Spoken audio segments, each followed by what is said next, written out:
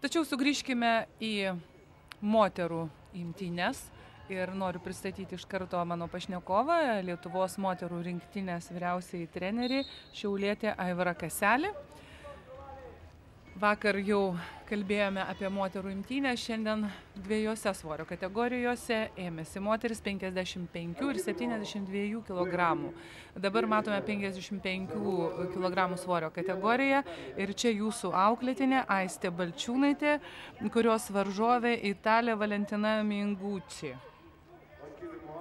Varžovė visiškai lygi Aistei, ta prasme, ir prieš kovą matėm, kaip Aistė visiškai nusiteikusi išėjo ant kilimo ir pradėjo kovoti, visiškai vienodos jėgos ir tikrai tikėjomės, kad Aistė gali įveikti šitą varžovę.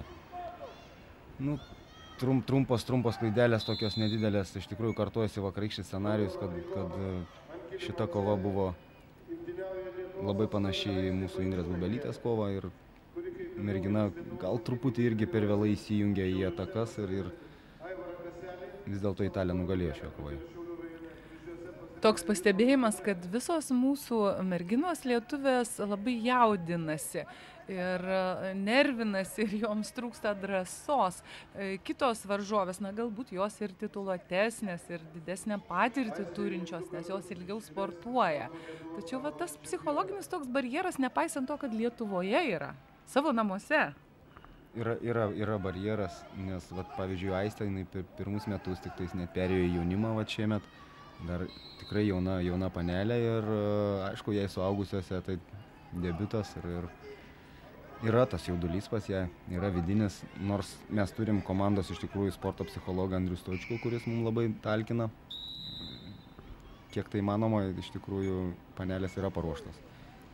Aistė Balčiūnaitė tai yra pati jauniausia Lietuvos sportininkė, jai tik 17 metų, ji Lietuvos čempionė, 2-kart Lietuvos čempionė, kilusi iš Gruzdžių, netoli Šiaulių, tai važinėja pas jūs į Šiaulius į treniruotes. Panelė yra priimta į sporto internatinę klasę, kuri ten jai yra suteiktos galimybės ir gyventi, ir maitintis, ir treniruotis 2 kartus dienoje, kaip ir kitom panelėm. Yra viena iš komandos, iš rinktinės narių ir, kaip sakau, viskas iš tikrųjų statoma, galbūt ne šiom buvo statoma varžybom, o statoma į priekį. Tai jums šis Europos čempionatas, nepaisant to, kad pralaimėjo mūsų merginos, yra labai gera patirtis ir pamatėte, ką galite ir kaip dar reikėtų dirbti?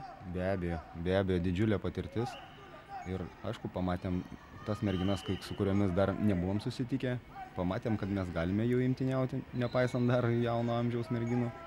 Ir tikrai tikiuosi, kad jos visos dar save atskleis. Nors funkcinės galimybės iš tikrųjų jau pas mus, kaip ir matot, Aistė nieko nenusileidžia šitai Italijai, nors yra jaunesnė.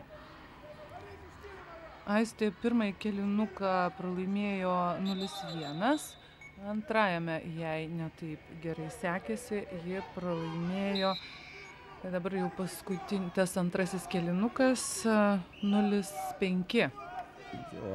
Aistė rizikavo, nes iš tikrųjų ir buvo skatinama rizikuoti, nes po antro kėlinuko, jeigu nebe, kaip tik šitas jos toks praleidimas į kojas ir tie praleisti taškai iš tikrųjų.